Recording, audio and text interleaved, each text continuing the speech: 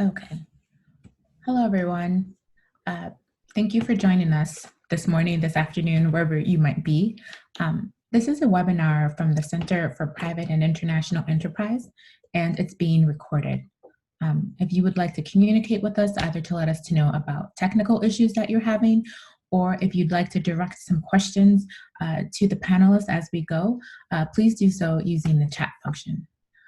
I'll introduce myself. My name is Michelle Crimes, and I am a program officer here at CIPE's Anti-Corruption and Governance Center, and I work on most of CIPE's integrated compliance programs in Indonesia and soon coming in Malaysia. I will be moderating this event. It is the second of a series of events that we'll have discussing constructive capital and emerging markets. I will also monitor and the question and answer session.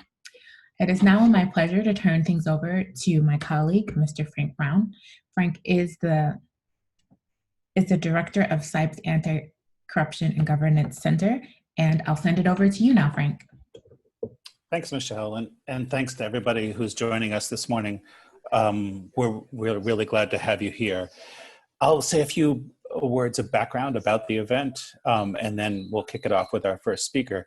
So the event is Checklist to Culture, Creating Compliance Culture for Constructive Capital. And by way of background, wanted to explain that the world has seen remarkable growth in investments across borders.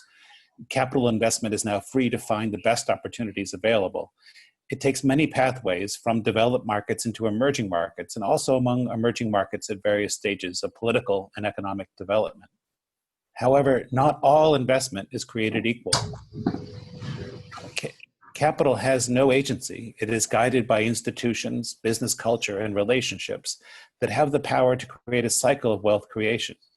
The flow of constructive capital can ensure enduring cycles of wealth creation. Constructive capital describes investments that are transparent, accountable, and market-oriented. Constructive capital flows are well-governed at both the funding source and the destination. One way to ensure the investments which enter into a market is for small and medium-sized enterprises to establish strong compliance programs and culture to oversee the continued flow of constructive capital. Compliance programs play an integral part in ensuring adherence to laws and regulations in emerging markets. Strong compliance programs and a commitment to cultivating a cadre of compliance professionals and best practices in the local economy allows constructive capital flow while fortifying a culture of compliance across sectors. This event will focus on the connection between constructive capital and discuss the why and how of creating a compliance culture. It is the second in a series of events discussing constructive capital in emerging markets.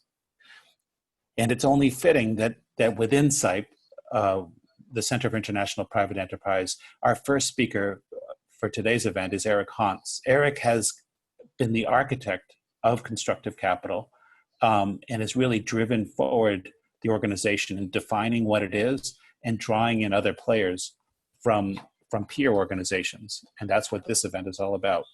By way of background, Eric is a deputy regional director at CIPE, where he's active in building the capacity of business organizations in Europe and Eurasia.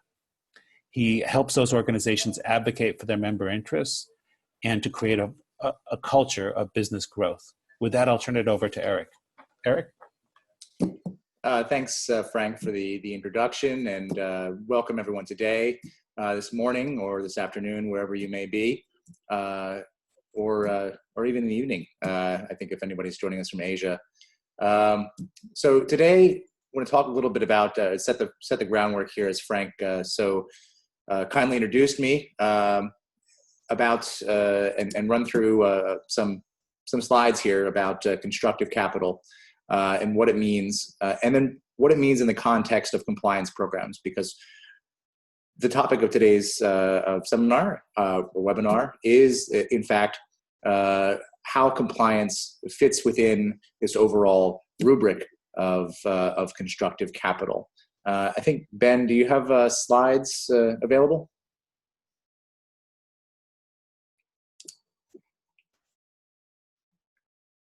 And sorry. You want one more? Yeah, the slides that I provided. There we go. Yeah. One more. Yep, one more again. Okay. So yeah, just to, again, reiterate and kind of put this in perspective, corrosive and constructive capital. So corrosive capital is a concept that we've developed at CIPE over the past 4 or 5 years.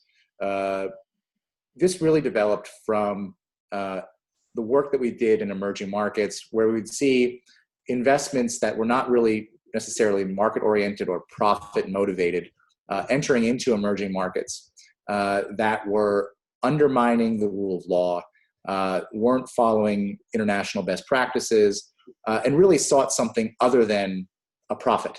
And these investments had a deleterious effect on the overall investment environment and the neighboring, or all of the businesses that went into the supply chain of that particular investment or that particular company.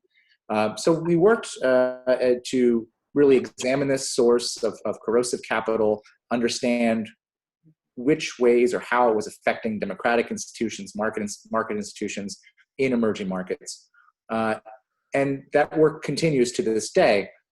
More recently, over the past year or so, I've given a lot of thought to what is the opposite of that, right? What is the inverse of corrosive capital? And this is the theory that I'm throwing out there, is that there's constructive capital too. These are transparent investments, so you know where the source of funding is coming from, you know who is making that investment or which organization is making that investment. It's responsible and responsive to stakeholders, so this is about having accountability for the investment into the given market. And lastly, that it's actually market-oriented, it's profit-motivated. It wants to make money and to grow, and there's no other real ulterior motive for that investment. If you could go to the next slide. And what we have here is really a spectrum of capital coming into a given market or within a given market. We look at where the sectors of investment are coming in. So are they concentrated in a given sector? Are they concentrated in oil and gas or mining? Or are they more broad-based? What are the cumulative sources of new investment? So if we have a single entity responsible for the majority of FDI into a given country, these are also kind of indicators that there's something might be going on there other than something like a profit motive or market-driven investments. And then lastly, we look at shifts in business culture. We look at new organizations that CIPE works with. We look for organizations like the CFA Society, like Association of Accountancies, like the Associations of Compliance Officers and SCCE entering markets, and their membership, how they're growing. We also look at business associations and the strength vis-a-vis the government and the investors making investments into the country. Next slide.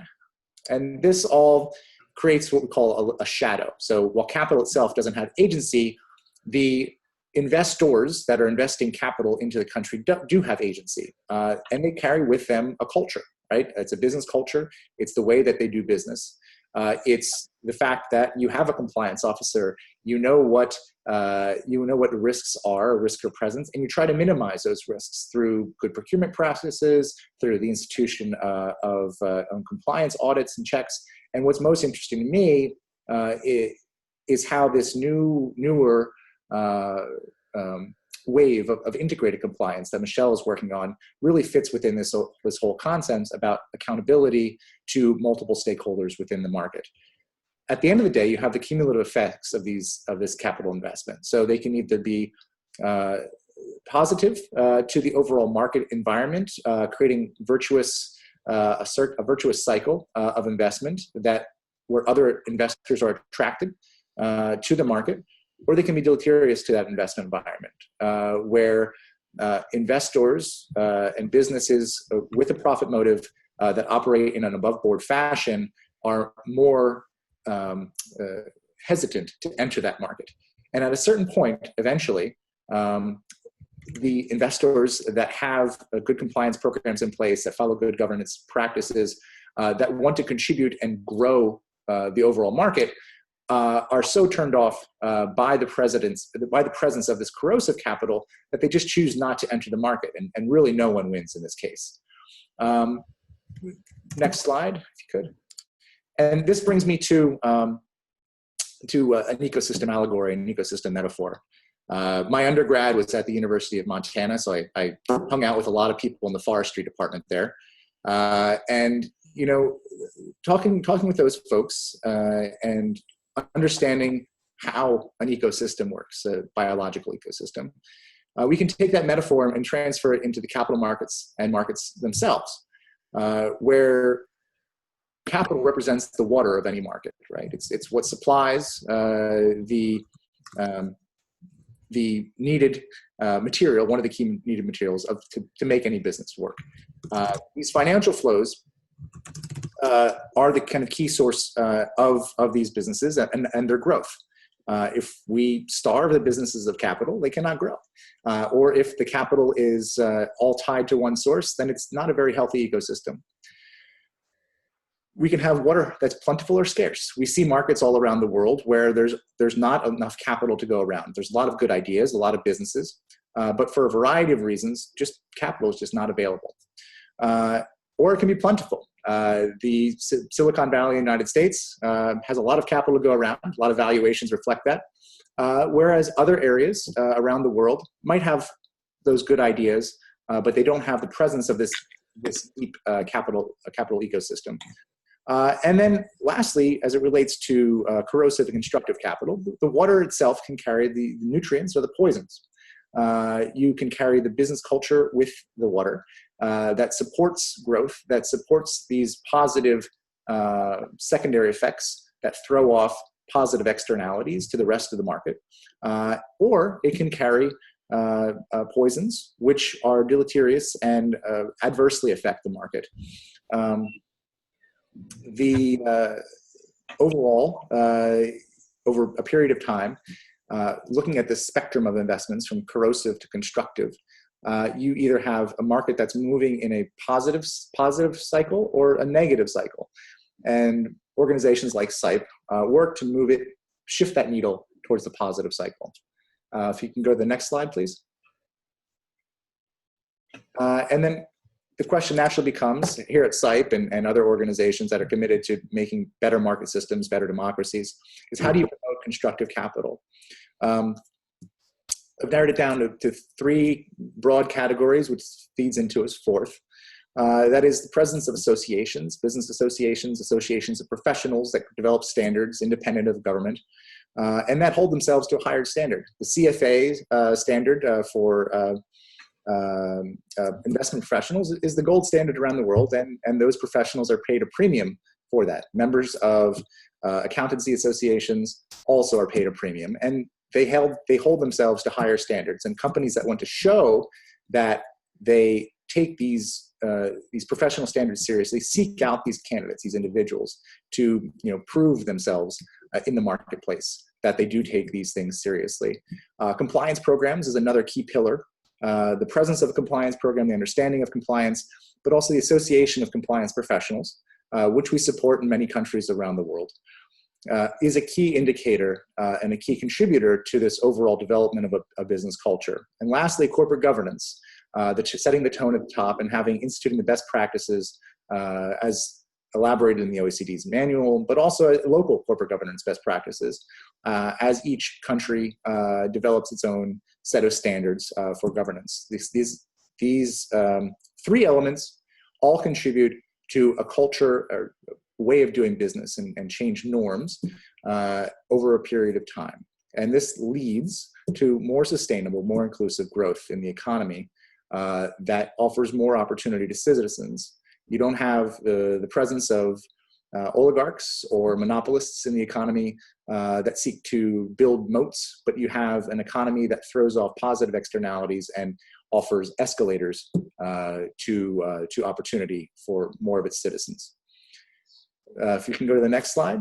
If looking at corrosive capital, so how do we, with the idea that we have this constructive concept out there, how do we mitigate corrosive capital or at least limit some of its effects? 3 are kind of primarily focused on looking at what the government can do. And the last one is private sector driven. And so you read in the news today, or in the latest news, and you see a lot of investment screening mechanisms popping up around the world. This is a government response to the protection of what they call strategic industries, strategic companies, and these can be calibrated. They can be positive or negative. Every nation has a right to protect its own investment environment. You can look at industry concentrations and overconcentration and monopolistic behavior or oligarchic behavior. Again, that's another government role. And then you can look at governance gaps. That is where it is written in the law versus what is actually put into effect. And within these gaps is a large area of discretion where corruption can occur. And that corruption, again, leads to a less efficient market and less opportunity for citizens. And the last one, culture and norms, relates back to constructive capital concept. If you have a wave of corrosive capital coming in, it undermines these institutions.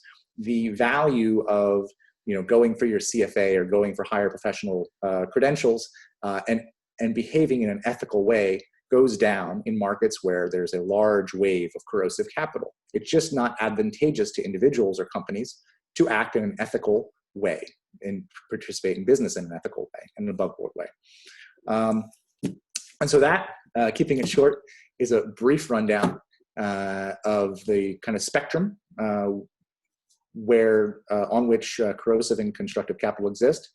And I'd really like to dive in with our experts today, Michelle leading the charge on how this constructive capital and specifically how compliance programs can fit within this metric. So with that, I'll turn it back over to Michelle and to introduce our esteemed panelists. Thank you.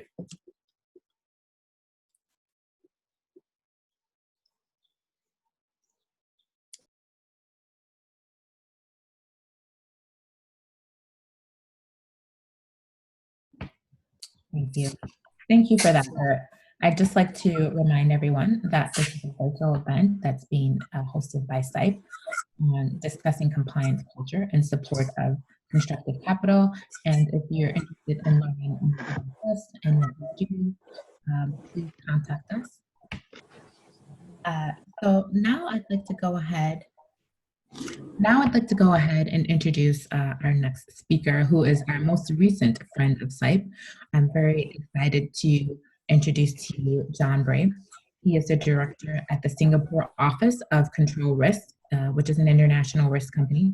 His particular areas of expertise include anti-corruption, strategies for the private sector, and business and human rights. John is originally from the UK, and he lived and worked in India, Japan, as well as Singapore. And at the moment, he is joining us from Southeast Asia. So I will allow John to take it away. Thank you very much, Michelle. Good morning, everybody, and good evening from Singapore. What I'd like to do is to dive straight into a case study. And if I could have my slide, I would like to make an introduction of my own. Can you bring me to the slide? Maybe while you're finding it, I'll tell you who I'm introducing. We've had an overview from Eric. I'm going to take you to a micro story. So in fact, next slide. And I'm going to introduce you. This is a real person, but not his real name. He's Salman. He could be from any of the South Asian countries, except probably Bhutan, not very likely Bhutan. And he's a customs broker. And I was introduced to him because I was discussing with a logistics company, is it actually possible to be a compliant customs broker in this country? I can tell I'm a gentle person, but I'm also trained to be a little bit skeptical. And the answer I got was, yes, it is possible. And Salman is an example. Why don't you go and meet him? So I did. I had a long session with him. It was about an hour and a half. And he did actually persuade me. I should say I didn't do a forensic examination. I didn't follow him around, but his argument, his explanation of why and how he was able to be compliant was convincing. It made sense. So I'm citing this example because it fits in with a couple of themes. It's about culture. He represents an SME, probably a medium rather than a small company. And I guess it's the other side of a constructive capital. He's somebody who wants to work with constructive capital, not corrosive capital. So I'm going to leave you in suspense for a minute. And I'll come up with the answers explaining his story. But first I'm going to step back a bit. So next slide, please. So the next slide. The next slide is, it is a bit more of an introduction of me and what I represent. As Michel says, I work for Control Risks. We're an international consultancy, back to the earlier one. And we work, so to speak, at both ends. So on the left, there's a high altitude picture of London. Our office is there below the Shard, below the pointy building. I'm a bit of a policy nerd as far as the UK Bribery Act goes. I have a specialist interest in the Foreign Corrupt Practices Act. Love that stuff. But I also like the operational side, and the right-hand picture represents the operational side. So quite specifically, why I met Salman, I was working with a international logistics company. We were doing a review of their operations in order to help them with their anti-corruption program. Salman is a third party, and third parties are often an area of vulnerability. So next slide. So when working with organizations, both larger and small, the slide actually doesn't come across very well, but we, as a point of discussion, often raise a question about, are you an example of a centralized company or a company which has a lot of local autonomy? Well, what hasn't come across in this slide is that in the middle there is an arrow. So please imagine the arrow. On the left-hand side, it represents very centralized. On the right-hand side, very decentralized. And of course, in the middle, somebody's saying we have a common code, but we decide how to apply it locally. As a matter of observation, I've been in this business for a while. I think there has been a trend towards greater centralization, especially to companies who are exposed to the Foreign Corrupt Practices Act, which includes a wide range of companies, not just American companies. There has been a trend towards central control of compliance programs by senior compliance officers sitting in headquarters. I think that's understandable. Part of it may even be necessary, but there is a tension. At best, it's a creative tension, because if a compliance program is going to work, you really need to have local ownership. Local ownership means we have this program, we apply it because we believe it, and then because it's part of our culture. So next slide. So the next slide is a sort of reminder or a summary of what goes into a compliance program. We often use a diagram like this. It actually works for corruption, it works for fraud, it works for sanctions. As a kind of symbol of a compliance program, it works pretty well for a variety of risk areas. I won't go through every item in the circle, but I just like to highlight one or two things. At the top, there is commitment from senior management. We often say tone from the top.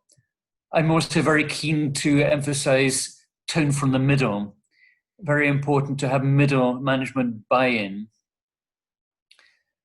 Second thing which I'm keen to emphasize is risk assessment. Of course, I would emphasize that. I work for Control Risks, so risk assessment is us. but it's essential. You need to have a program which is tailored to your particular requirements, your industry, your business model. And that's true whoever you are and whatever sector you're operating in. And then the third area I want to emphasize is training, continuing advice, and communications. My basic view is that these ingredients, they apply to all sizes of business. They apply to international businesses sitting in Washington looking out. They apply to small and medium enterprises in Singapore, Indonesia, Malaysia, wherever. One other point, also, there has been a debate, I've been part of that debate, about whether small and medium enterprises are at a disadvantage because they can't afford expensive lawyers or because they can't afford expensive compliance officers. My view is, of course, they have special challenges. Arguably, they're more vulnerable to certain kinds of pressure, but they also have some advantages. And in particular, they have the advantage that lines of communication are quite short. So in a small company, the boss, conceivably, in a very small company, can know everybody. And even in a middle-sized company, the boss can know middle management, he can talk to them, he or she can talk to them. Middle management can send communications upwards. So I think small companies have advantages as well as disadvantages. And I don't buy the argument that fundamentally small and medium companies are at a disadvantage. I would actually argue possibly more the other way around.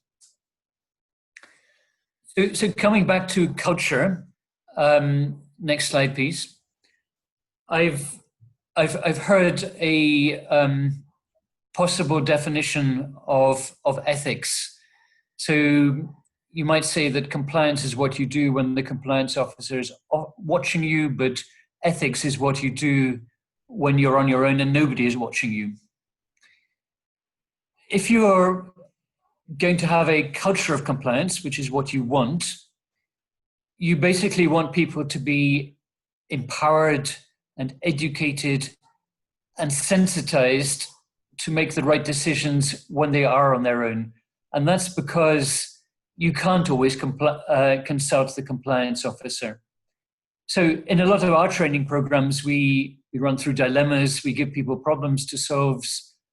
Sometimes the solution is escalate, talk to the compliance officer. That's right. It's always right to share problems. Don't keep them to yourselves. Sometimes you really have to make a decision on your own.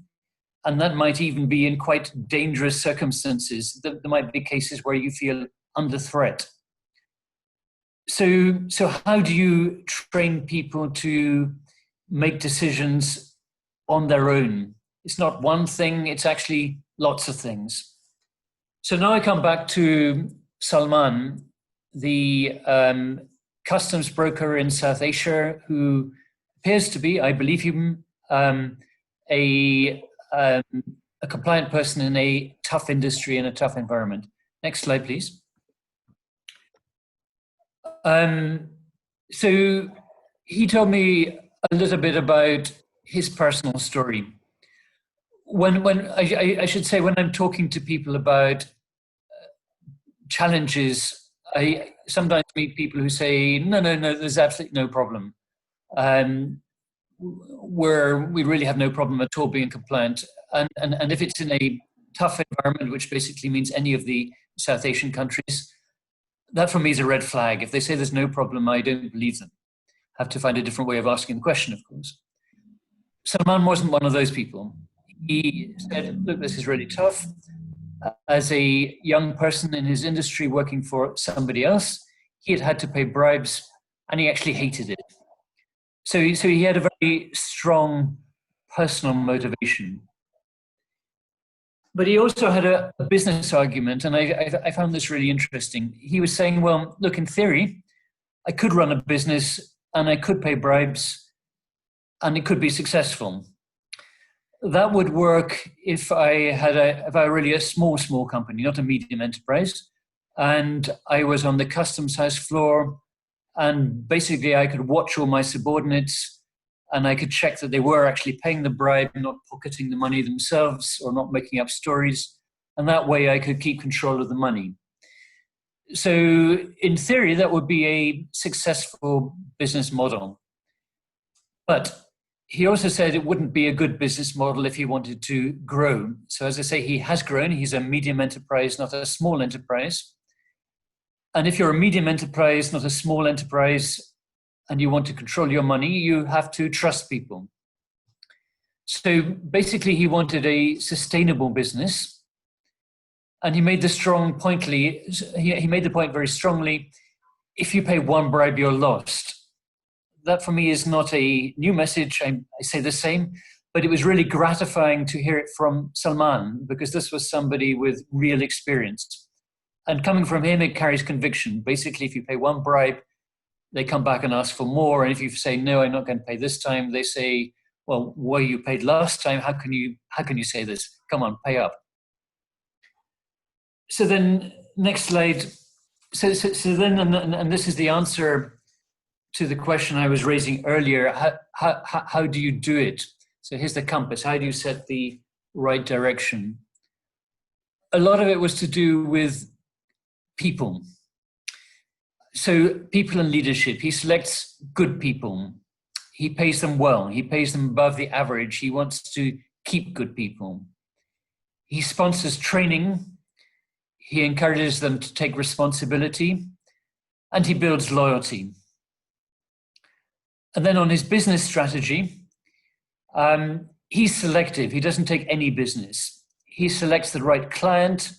He had a list of countries where he actually didn't like taking clients from that country. He puts responsibility on the client. So in the customs world, the basic thing is to fill in your papers properly. He helps them do it, but they have to take responsibility for what they put in. Of course, he guides them on the questions. A key issue is what you declare honestly, but how you express what you declare. So he tells them what and how the process works, but he makes them take some responsibility. He tells them what to expect. So one little detail is that in bad weather, the system clogs up, and it's to do with basically goods shifted from place to place in the customs house. It gets waterlogged, apparently, local floods. So there are delays. You have to be prepared for those. And his business, he's aiming for repeat businesses, not one-offs. He wants a sustainable business. He wants a repeat business. It appears he's getting it from good customers who are part of Constructive capital. So in summary, I like that story because for me it's real. It supports Eric's high-level approach with an on-the-ground story, which is ethical, but makes constructive business sense. It's a building block. It's the kind of building block which I think we should all encourage. Thank you.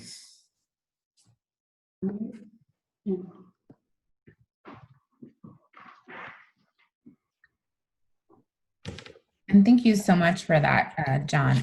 I really appreciate the fact that you were able to sort of take some of the principles that Eric has discussed with us and sort of bring them back so that we can have concrete examples. And I think that is very helpful for everyone who's here and listening. So just as a reminder, this is the type of work also that CIPE engages in. We attempt to work with small and medium enterprises to help you understand, how to comply. And one of our great concepts, which Eric has mentioned earlier, is the concept of integrated compliance, which means you sort of move your compliance not just to include the issues which are concerning FCPA or the UK Bribery Act, but that you also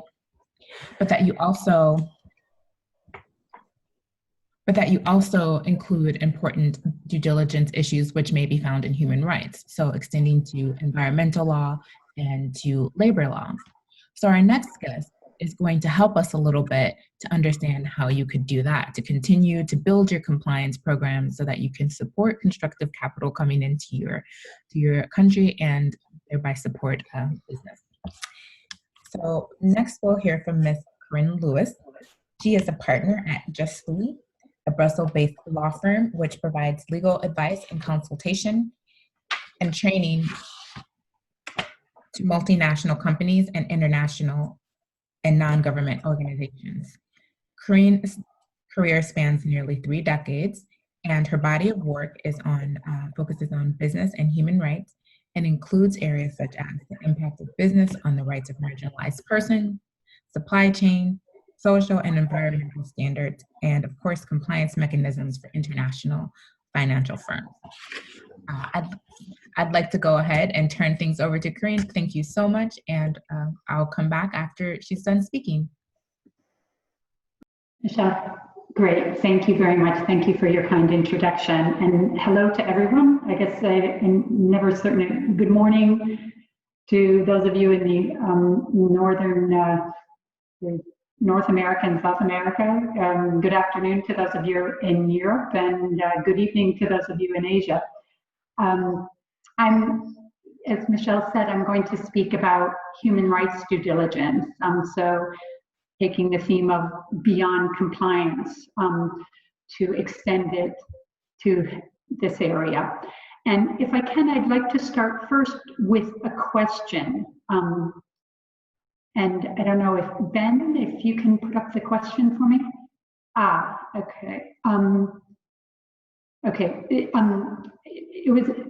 Let me start by asking whether you have received questionnaires from companies, from your downstream suppliers in particular, to which you supply products and services, asking that you verify that your business respects human rights.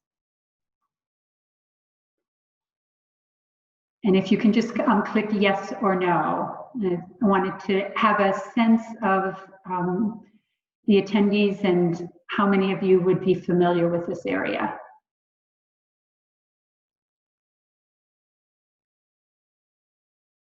So we'll just give it a moment while people respond.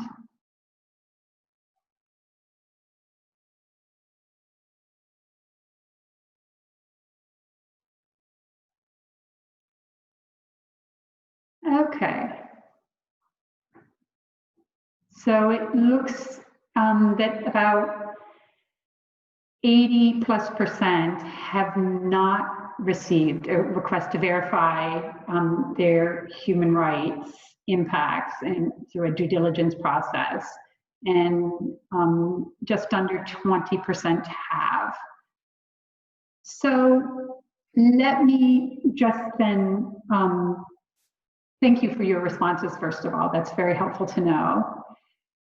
And then let me start with my presentation. I think your response, particularly the no's, is not an uncommon response. And I think it highlights also the need for more attention to human rights impacts and also the due diligence process that businesses are increasingly adopting to evaluate and address these impacts. Let me just put everything in context first for a moment. There is a very significant evolution occurring in how businesses are thinking about compliance and how governments and also civil society and others are expecting businesses to consider compliance. And sorry, if you could just take off on the screen the poll results, and we'll focus on the slide that's up. I don't know if you can just close the questions for just a moment, and then we can see the full slide.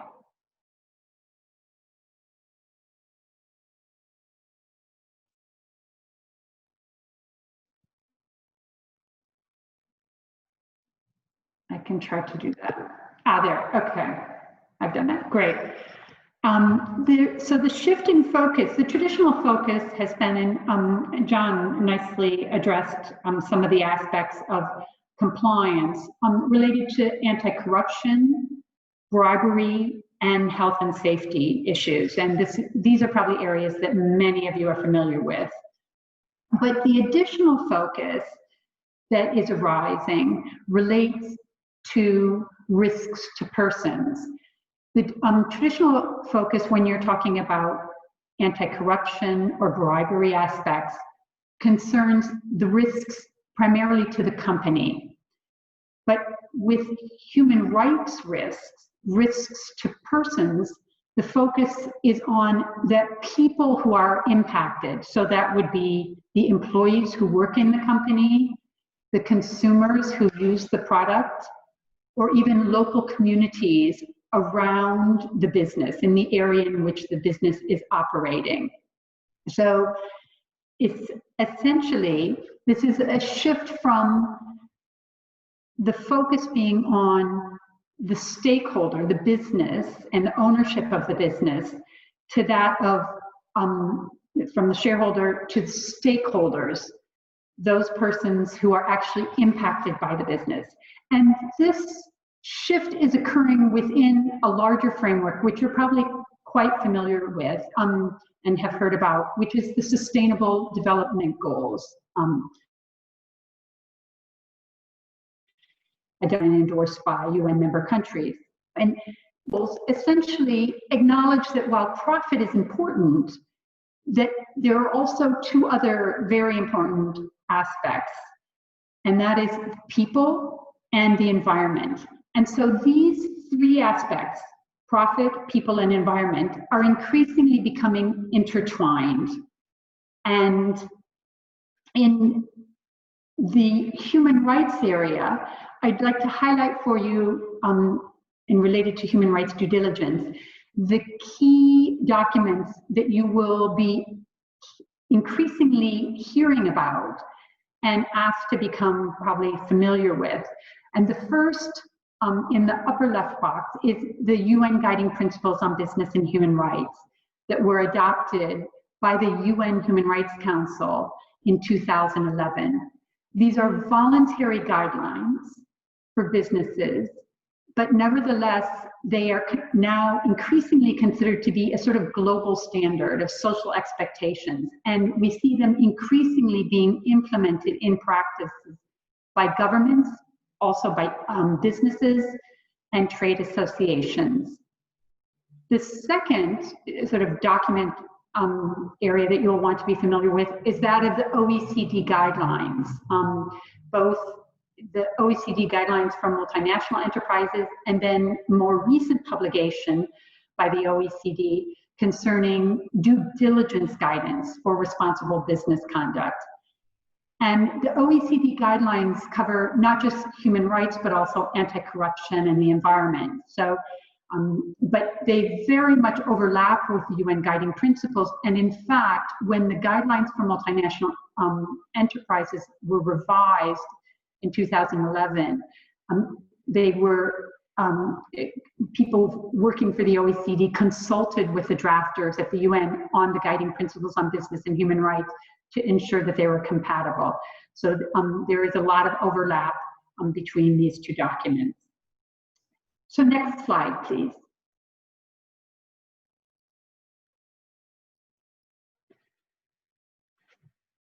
So then due diligence requirements. I saw John mentioned those in his presentation as well. And in the human rights area, we have seen developments over the past 3-4 years whereby countries have adopted legislation that addresses really two primary areas. The first is that of modern slavery, and the other is conflict minerals. Now, you may be familiar, and he mentioned the UK's Modern Slavery Act. Australia also has an act, as does California in the United States.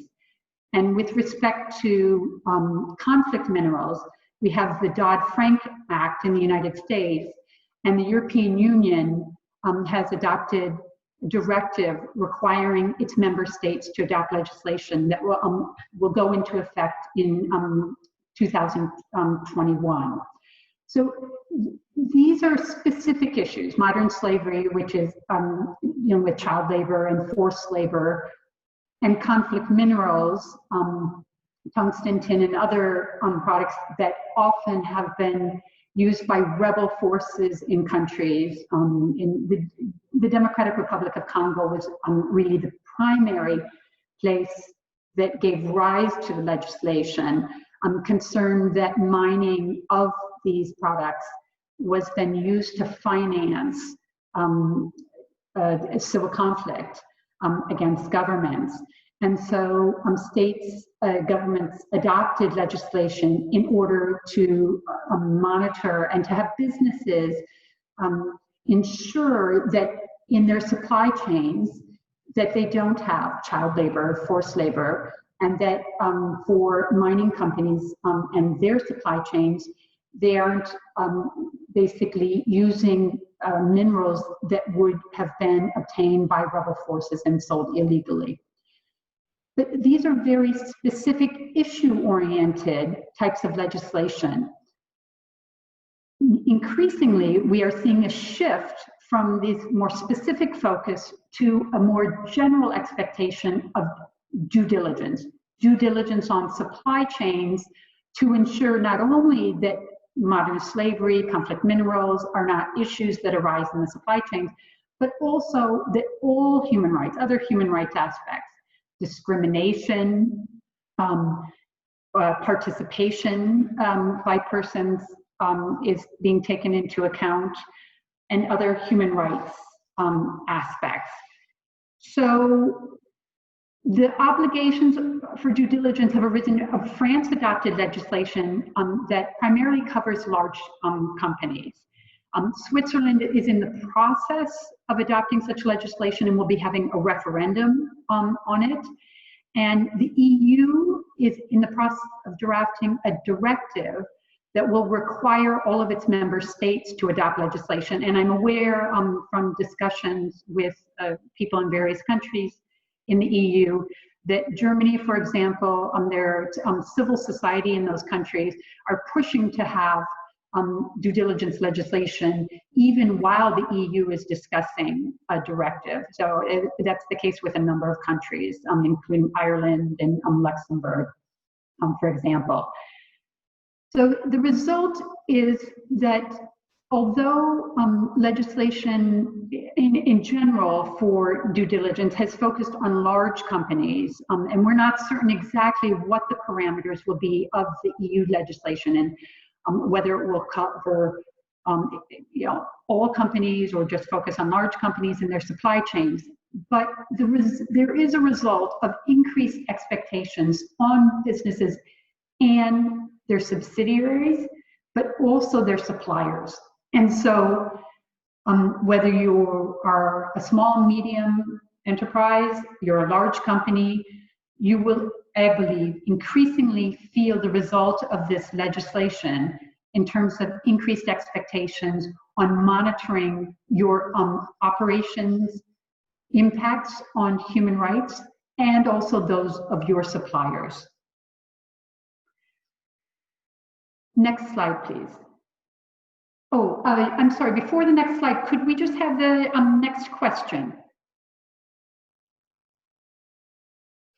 Okay. If you could also kindly respond to this question, whether you are familiar with the steps that your business needs to take to carry out human rights due diligence.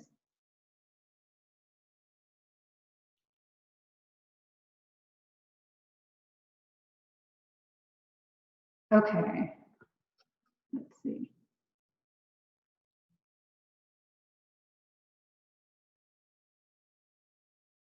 Oh, great. Good to see some people are familiar, but it seems that more know what human rights due diligence is, but haven't yet used it, and quite a significant portion, almost half, don't know what human rights due diligence is. Okay. Great, thank you for that. Then let me move that from my slide, and we'll turn to the next slide then.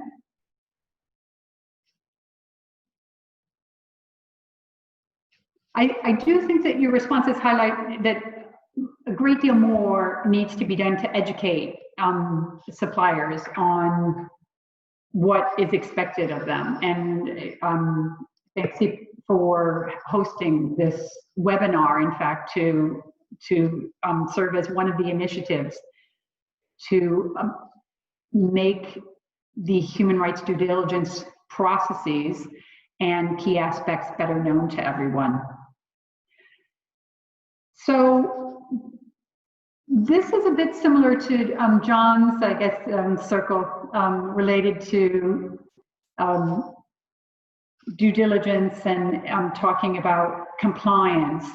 You'll see a number of items that are similar that he has mentioned. And so let me just run through these in a very general manner, and then maybe we can talk more specifically about certain aspects during the question period. So a key aspect, as John also mentioned, is that it's important to sort of embed this concept of responsible business conduct into the company. And this is done very frequently through the adoption of policies. But I think most importantly, from my experience, is that you need leadership from management. Management has to be committed to understanding and ensuring that really throughout the company, human rights due diligence and impacts of the business on human rights are a concern of the company.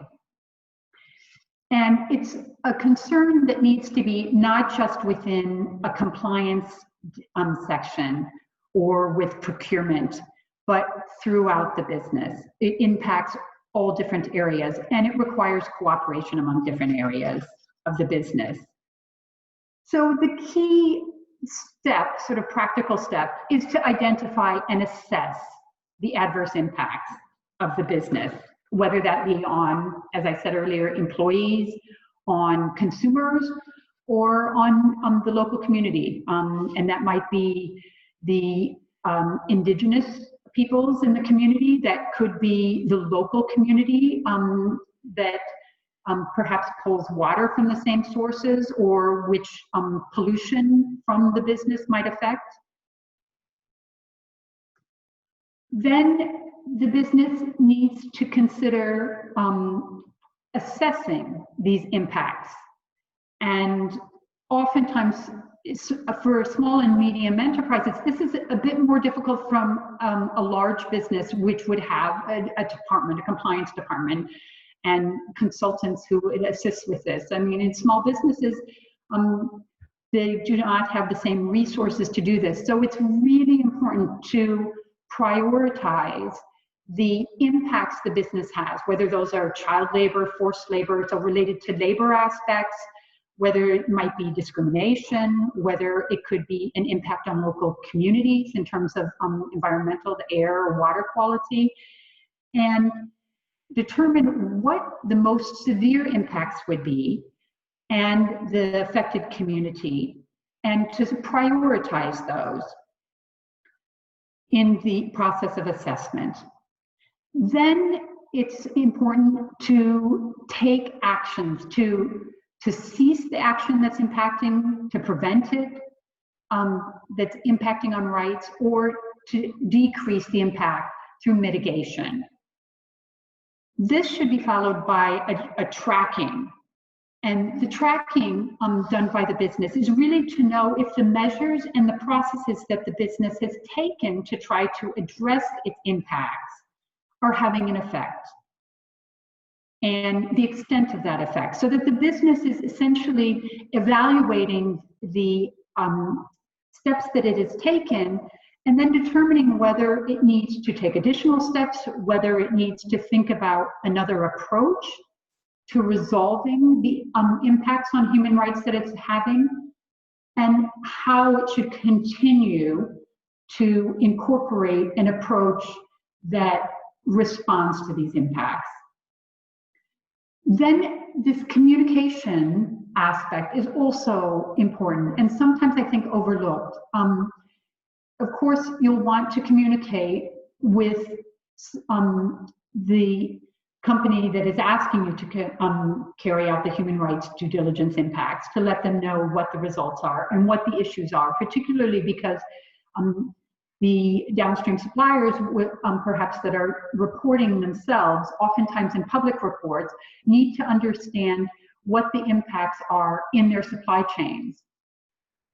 But also, another important part of communication is to communicate back to the persons that are impacted. So if employees are finding that they're being requested to carry out additional hours of work that exceed normal hours, and they don't feel that this is fair, the business then tries to address that.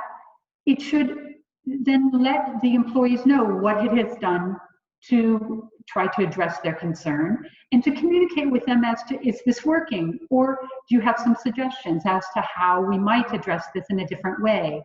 So this communication channel with the impacted communities is extremely important. And then finally, it's necessary for the business to cooperate or to provide itself for remediation when it's not always possible to cease or to prevent adverse human rights impacts, and sometimes there will be residual impacts that the business needs to remediate. So essentially, in looking at the circle, I think one can say that it's important to take a sort of proactive management approach to potential human rights impacts as well as to actual impacts that the businesses may be having on both the rights and employees, of consumers and local communities to the extent that those are applicable. So next slide, please.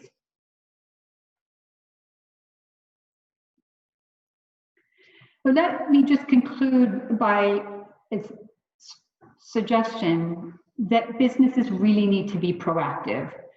Due diligence legislation is emerging, and large companies, in my experience, are increasingly requesting the businesses within their supply chains to assess their human rights impacts and also to be accountable for what those impacts are. And I would suggest sort of 4 ways in which you can be proactive.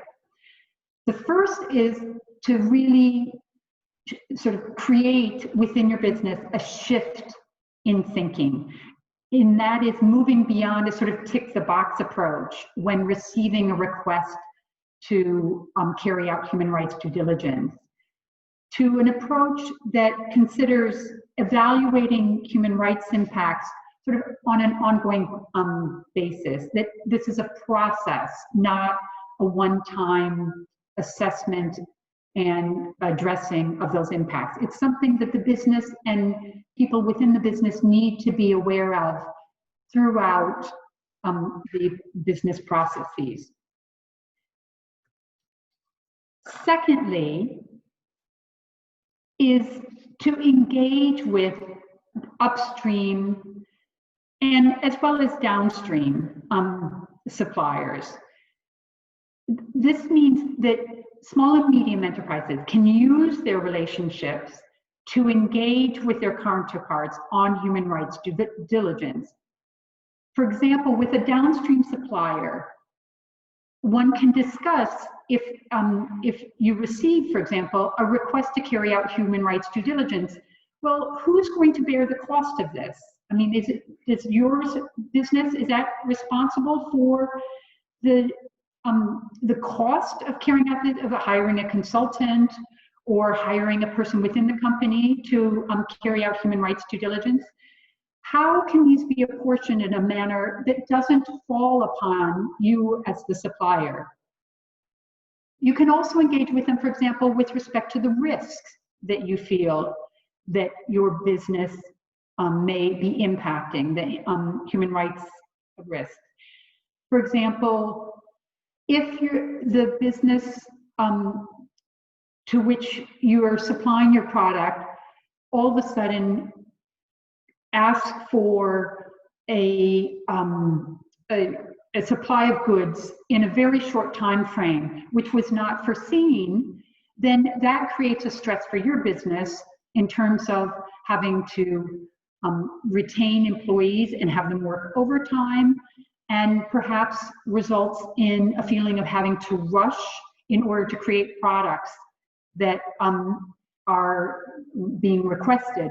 But yet, this is an opportunity to discuss with the company that's making the request, you know, that their requests have an impact upon your respect for your employees' human rights in the case that I've given.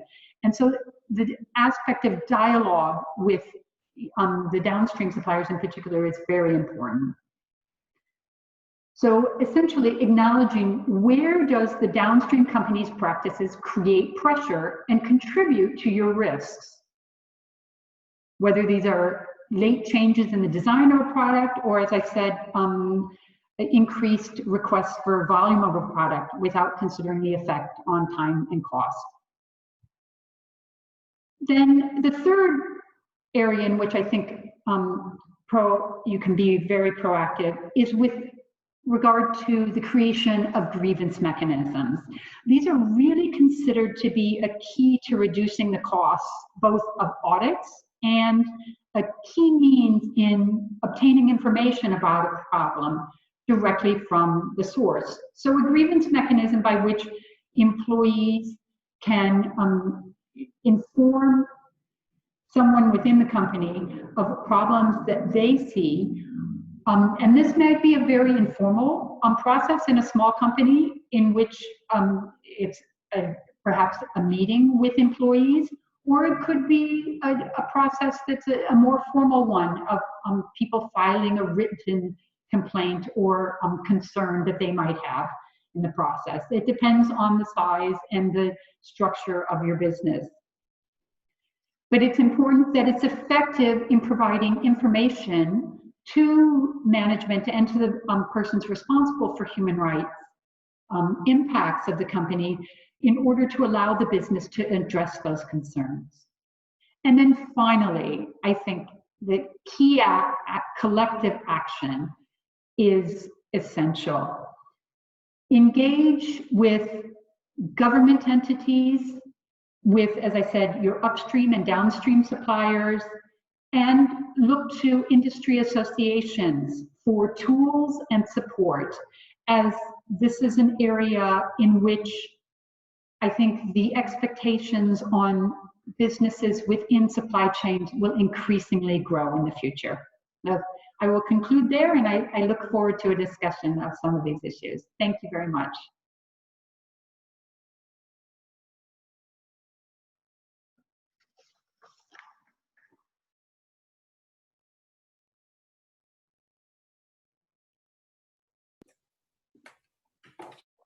I think you can see me now and hopefully hear me as well. So I'll start off with one of our first questions. And so the first question that we have here, actually, let me take a step back. What I wanted to say was thank you, Corrine, very much for your presentation. I thought that it was really interesting that you sort of talked about the importance of people and environment. And Eric had given us this really great metaphor of sort of an ecosystem, right? And so when we think about putting all of these things together, this is a really great, I think, metaphor for talking about the issues that we're discussing today.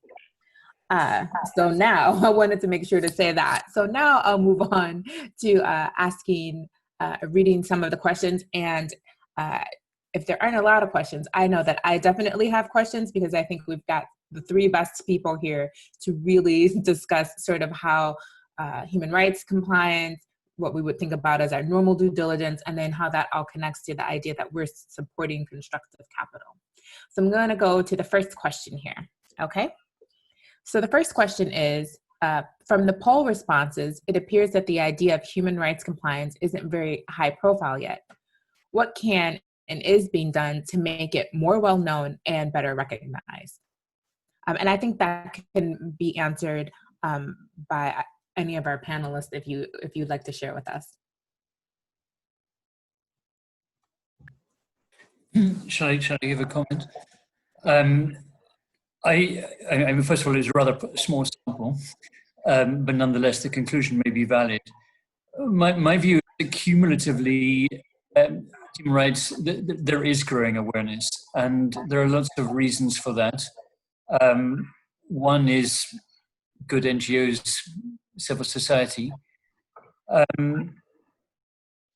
One is also law. So let me take as an example the Modern Slavery Act. The Modern Slavery Act, UK Modern Slavery Act. There's also an Australian version, as we heard from Corrine, and new ones coming. It's a hard law because it's real law. It's also rather soft because if you don't comply with what it requires, at the moment there's very few formal penalties. But what it does do is your statement under the Modern Slavery Act has to be signed by the board. It makes you think. I should say it's even made us think. We think we're pretty alert to these issues, but specifically made us think about the people we employ to clean our offices. Happily, there are no critical problems, but we wouldn't actually have known that if we hadn't asked systematically. So cumulatively, step by step, I think there is growing awareness among international companies. There is a recurrent theme in this work, in this webinar, and also the one I took part in last week, about how far they're communicating. Right now, I'm working on a proposal in which our client is making us sign their principles, but the proposal is about human rights impact assessment. So I'm in the middle of a chain. I can testify that the chain is there. We are being asked these questions. So I'm a little bit hopeful. It's step by step, it's cumulative, the process is happening, but there's a long way to go. Yeah, I would be happy to add to John's comments. I very much agree with what he said. And I've been monitoring the development in this field of business and human rights since 2011, when the UN Guiding Principles were adopted. And they are, as are the OECD guidelines, just voluntary principles. Although you may be familiar with the fact that with the OECD guidelines, there are national contact points in countries to which claims can be brought. And I see several developments that are really pushing the field of business and human rights, or corporate social responsibility, as it was, it's been traditionally called, forward. And one of these is the fact that governments themselves have been asked to create what are called national action plans on business and human rights. There's a UN working group that is responsible for sort of furthering the UN guiding principles. And they have put out guidance, as have some NGOs, for governments to create what are called national action plans. And that is that governments are supposed to state in these plans what they are doing to help businesses and to guide businesses in creating and formulating due diligence. And they are supposed to also say what they plan to do in the future. And so what we have seen is within the European context in particular, as part of the Green Deal the European Union has adopted, it is looking at human rights as part of an overall sustainability concern that is very closely linked to the environment, as I mentioned earlier. And I think this has, with the COVID-19 crisis, received additional impetus because there is recognition that many of the segments within, for example, supply chains, for example, with respect to migrant workers, who, when the large retailers of, for example, clothing and of shoes canceled orders in their supply chains, those actions had significant impacts on the workers in the supply chains, including, for example, migrant workers, women in many countries who work producing clothing, who then lost their jobs, who didn't necessarily have health insurance.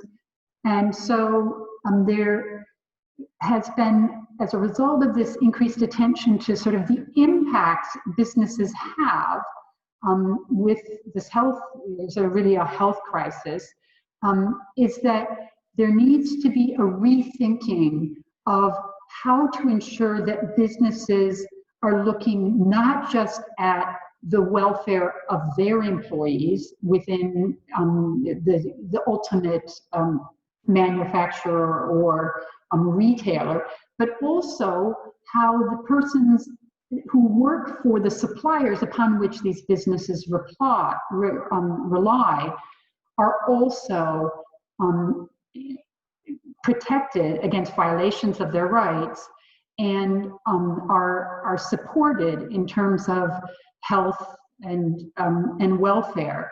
And so governments are increasingly, it's in the European Union, and I think what will happen, we saw that basically France adopted due diligence legislation, and then there became a greater push within all European states for this legislation.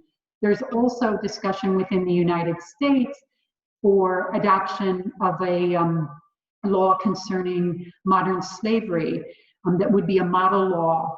The discussions have just begun in the Uniform Law Commission to then have the law that would be adopted by all states, but it would be a recommendation to those states. So there are several, I guess I would say, sort of pressure points, governments being one, civil society being another, as John mentioned, and also I think businesses themselves, but also investors. Investors are increasingly looking at businesses and evaluating the risks associated with those businesses in terms of environmental impact, but also climate change and their adaptation to climate change and human rights impacts. And then I guess a final point I would mention, sort of a pressure point, as we are starting to see increasing legislation, increasing cases being brought both against businesses and against governments. For example, recently in the Netherlands, a case was brought that relies on human rights standards, but asking the government of the Netherlands to do more in order to ensure that it is meeting the climate change reduction targets set in the Paris Agreement. And this linked up because the claim was based on the human rights to health and a healthy environment. But again, as I said, tied to the environment. And so we're seeing these interlinkages and this concern about long-term sustainability of businesses that is then making companies rethink and refocus a bit on not just the short-term financial output, but also the long-term impacts that the businesses have. So if I could just chime in and pick up off one of the points you made about investors, that there's increasingly a large pool of funding out there for ESG funds, and labor issues typically fit within that social goal, and human rights as well. And so there are a number of investors, and a growing number of investors, who are concerned with those metrics. And so companies are incentivized to measure and ensure compliance with labor rights and human rights more broadly. I will warn, however, a law of unintended consequences. I worked in Europe and Eurasia region, and Uzbekistan for quite a number of years had used forced labor in the production of cotton. And so a large group of organizations got together and formed a cotton campaign to effectively cut out Uzbekistan cotton from the larger cotton supply chain. What happened recently with the shift in power, the government's begun to address that. But in the meantime, forced labor has gone down, and the reputation and of Uzbekistan as more compliant with labor standards has increased. They've made a really concerted effort to do that.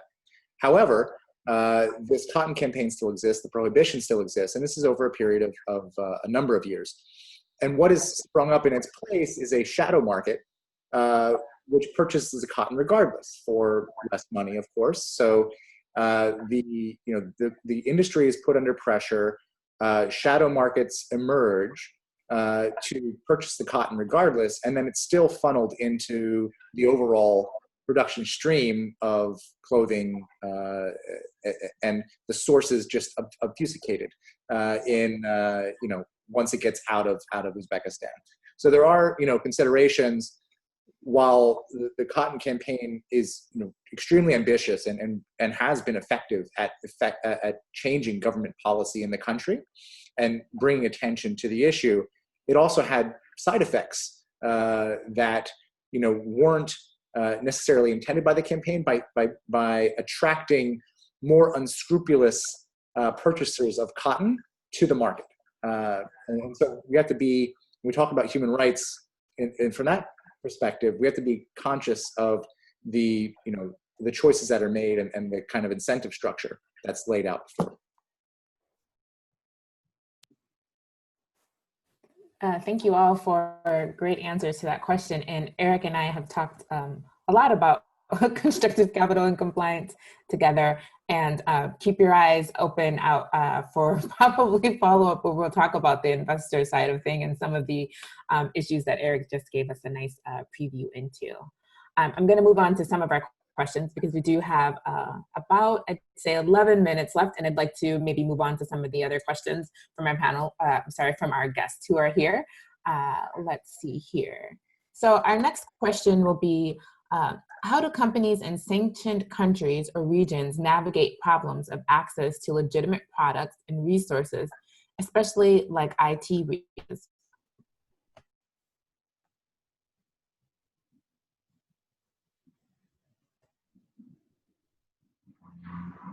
That's the companies themselves.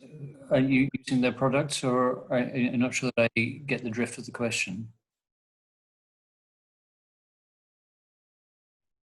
Give me a moment here. The questions are sliding as more questions and comments come in. Thank you. I think the question is, how can, as we're trying to think about making sure that companies can downstream work with vendors and suppliers who are actually compliant. So how can you make sure that if you're working with people downstream, if you're already in a sanctioned country, how do you navigate that issue? I hope I'm explaining the question properly.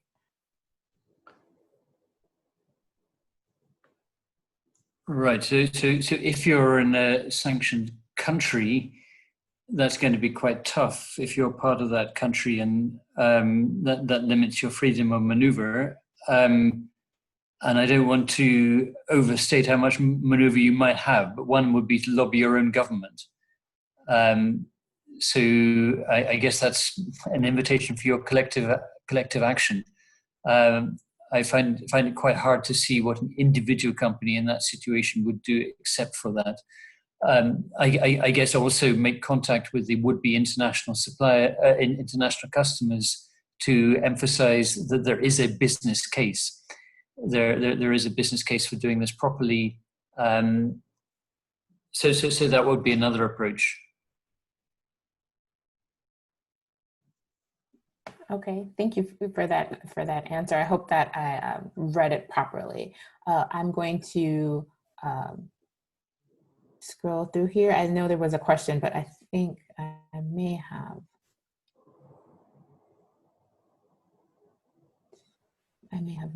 No, I think we've answered. Well, there's another one, which focuses more on developing countries. So the question is, for the developing countries in Africa, will there be a dilemma for them to balance the development of human rights and sort of navigating as business? How can you do both? So how can you comply and then also balance this sort of with the development of including human rights as we're a business? Okay, so let me have a go at that. I think maybe we need to discuss particular examples, but I would say I don't want there to be a conflict, and I don't actually think there is a conflict, but because if you are talking about sustainability, you are talking about humans. So a development which is at the expense of humans and human rights is unlikely to be sustainable. So I would argue that that's a force it's not a forced contradiction. I don't want there to be, I'm expressing a value, I don't want there to be a conflict. I would question whether there actually is a conflict in most cases. I would add to that as well. I agree with John. I think when we look at a surface level, we could perceive a conflict, but I think when we start to look at the details, and particularly the rights of people, that the sort of human rights due diligence approach allows us a means to assess the human rights and to see what's being impacted, because those rights are also rights that are associated with development. And so you can talk about development in terms of the development of the economy and of the country as a whole, but we can also talk about development in terms of development for the local community where the business is located and for the people who work for the business.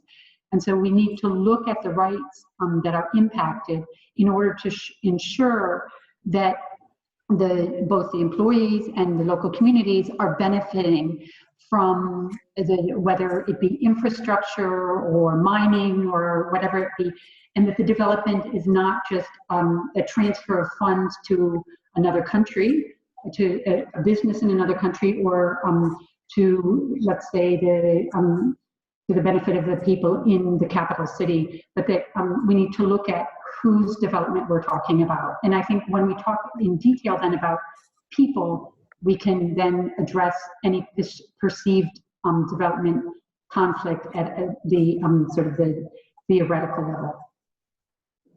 Actually, maybe building what I can say, I can see that there may be conflicts of interest. So some people benefit more than others. That actually is true in any of our countries. If we have a development famously in our backyard, the people living next to that development may not be very happy. So you need a process for resolving those disputes, which is fair. So that's where the grievance mechanism comes in. Basically, it should be the state which is responsible for managing those processes. If the state doesn't do that, the company has or even if the state does do it, if it doesn't, the company has a responsibility to live up to human rights standards. So there is an equitable process for resolving those conflicts. Great. Thank you all for those really wonderful answers. And I hope we're doing what CIPE does best, which is provide some practical insight and guidance to really what are upcoming issues that companies are going to be experiencing as they continue to develop their compliance programs, and as human rights due diligence, as compliance becomes more a part of what all businesses and investors are looking for as part of their supply chains. I actually have a question. As we were talking and discussing, I think that I wanted to come back to sort of like a practical question that I think might be helpful for some folks that are here. We've talked about, establishing a compliance culture and hiring the right people. And I think, John, your example highlighted for us an individual who had the sort of right mindset. But I'm wondering from our other panelists, what are some suggestions that you might have, for example, if you don't have that individual in place? How do you start from scratch if you don't have if you're perhaps maybe just like, we want that contract, but maybe you don't have the mindset of understanding really some of the long and short-term costs of not complying, or having weaker compliance is probably a better way to say it. Yeah, I'm happy to address that initially. I think there are maybe three different avenues that one might think of, just sort of off the top of my head. One is to ask the company that is requesting you to carry out human rights due diligence to assist you in providing training and a briefing to the employees within the company to help to start to create the culture that would promote and respect human rights by the business. I think training is absolutely essential. That's one of the points that I've seen for employees. It's a means for them to feel that they are invested by the company, and also a way to ask questions and to sort of interact, not just reading something, but also have involvement in the process. Another way to involve employees is to really start the process by discussing a potential policy for the business. Many businesses, in fact, start their human rights due diligence approach with the drafting of a policy in which they seek input from employees in order to ensure that they understand human rights impacts, but also that the employees are invested in this process. Well, those were sort of three general approaches I would suggest considering. Great, thank you. I hope that will be helpful to our listeners or our watchers who are out there and wondering about how this works for them and their company. We are actually just 2 minutes out from our completion time, so I think this might actually be a great place to stop. Please join us again. We in the ACDC and also at CIPE, we have various different events where we talk about important issues about integrated compliance, anti-corruption, and we will invite you to join us again. I'd really like to thank our panelists today. I appreciate the information that you've shared with us. I appreciate everything today, and I hope that also everyone who was able to attend, please do send us your questions, your comments. We're happy to continue to engage in this conversation. I'm very grateful for what really turned out to be a wonderful conversation about compliance and how we're using compliance to support constructive capital.